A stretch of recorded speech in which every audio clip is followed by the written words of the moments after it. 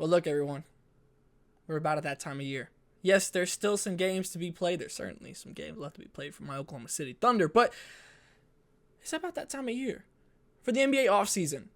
And look, the rumors are starting to fly, and they're pretty exciting. Look, we heard from Shams that on the Pat McAfee show that this could be one of the craziest off seasons that we've ever seen in the NBA. And look, that's a pretty high bar to meet. There's been some crazy NBA off seasons. There's nothing like it across the rest of sports.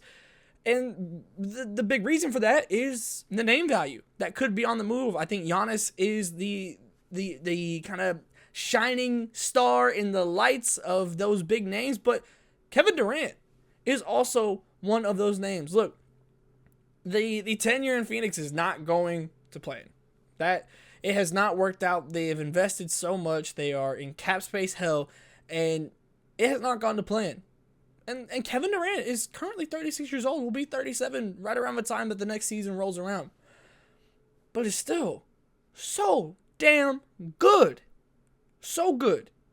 And I don't know if we ever talk about it enough truly about how impressive it is for Kevin Durant to have come back from the injury that he suffered, that Achilles injury, and still be Kevin Durant after that. I don't want that to be normalized. And I don't want it to be normalized just how good he is at his age. I think maybe LeBron has kind of shifted that standard, but that's LeBron. That is the anomaly. But it's becoming a bit more common for some of these top tier players, and Kevin Durant is absolutely in that stratosphere, right? And so these rumors are starting to move around. No trade clause for Kevin Durant. Still a big contract, but there's certainly teams that could use him. You look at some of these younger teams that might need a vet, right? I mean, I think that the two most obvious places that could potentially land Kevin Durant in terms of fit and in resources, two teams in Texas, Houston, San Antonio. Now, if those moves aren't made, or if Kevin Durant doesn't want to go there, because that also comes into play here, what is a team that he could go to? Well, it's a team that rumors have been flying around, and we've seen them play basketball pretty recently. Minnesota. And I actually really see the vision. I do. It's risky, but I can see the vision. Like I've been at these Thunder games and watching this Minnesota series very closely, this Western Conference Finals, and I simply think it's pretty clear that Minnesota needs another killer next to Ant. They don't have that. Julius Randle is not that. Rudy Gobert is not that. Kevin Durant is that. And obviously they have a great relationship. It's been honestly super dope to see how open Anthony Edwards is with how inspired he's been by Kevin Durant, and also how much he wants to go at him every single time they play. They are two diabolical basketball players in the most complimentary way, and seeing them on the same team would be incredibly interesting. However, both these teams are, it's going to be a struggle to make the money work. So it's hard to exactly project a trade. But in terms of what we've heard, we had Brian Windhorst from ESPN making it sound like there was pre-deadline interest in Durant during this season, and that there's still a feeling of a need to be aggressive in this offseason. Obviously, you've had successful postseason runs, but you haven't been able to get over that final hump, make it into the finals, and obviously try and win a championship. You have new ownership in Minnesota who seem like they are very willing to be aggressive in that manner to try and go and get the pieces that they need to get over that hump. Do you deem Kevin Durant that piece? He's certainly still playing like it, but there is cause for worry. But let's look at this Minnesota cap situation, because you're looking at Julius Randle with the player option. You're looking at Naz Reid with a player option. You're looking at Alexander Walker, who is just a complete free agent, unrestricted. This team is going to look different in some way or another. Are you able to add Kevin Durant into this without destroying what is already making you so good?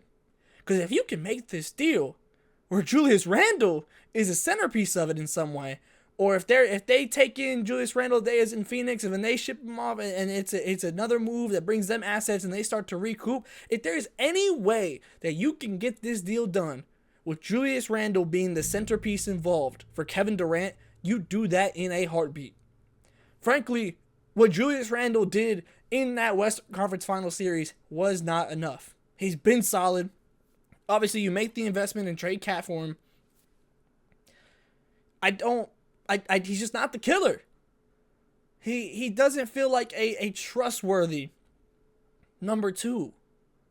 That's not what he gave off in those games, in that Western Conference Final Series. That's not what you need next to Anthony Edwards to take the next level. Kevin Durant, that's a guy who is. That's a guy who you want. So if you can make this deal happen and keep Jaden McDaniels, for example, who's under contract till 28, 29, I mean, goodness gracious, that'd be incredible. But what are the negatives here, right? Let's say that you can get this deal done in a healthy manner. Let's just say that. Obviously, there is concern that Kevin Durant is going to be 37, even though he is still playing ridiculous hoops. Eventually, Father Time's going to come. So you almost put yourself on a timer. Because let's say KD plays till he's 40. Let's just throw that out there. Let's say he plays till he's 40.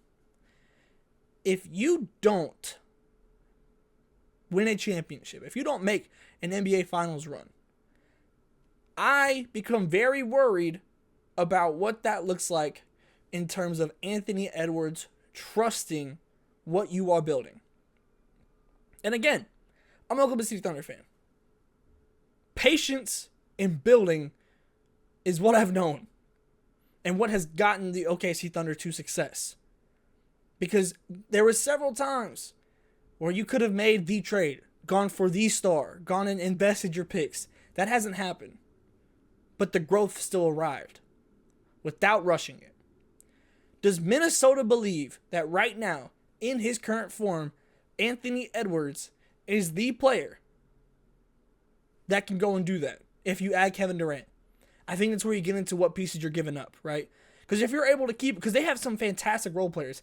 Oh my goodness, I still can't believe that Minnesota didn't win that game 4 with how their role players were playing. I mean that's where it kind of gets into it, where I'm like, you have all your role players. Dante DiVincenzo couldn't miss. But Julius Randle and Anthony Edwards weren't able to do enough to get over that hump. And that's kind of oversimplifying it, but that's where my worry is.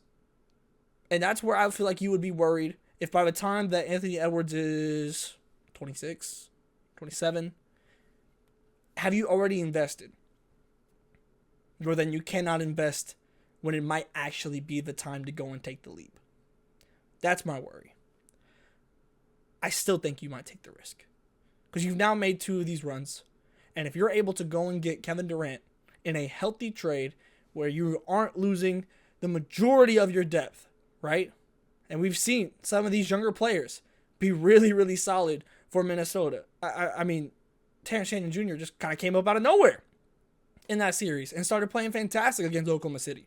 Those are the type of players that are going to have to contribute and grow quickly into role players. You're not asking the world of them, but they're going to have to do enough if you go and trade for Kevin Durant. And if you believe in that, and you believe in what you can do in terms of building and drafting correctly, and going and finding those diamonds in the rough to find your depth, then I think you go and trade for Kevin Durant.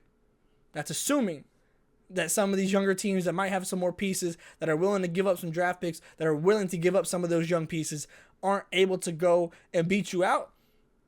Because Minnesota's not going to have the best deal more than likely. But if you're able to go and make that happen,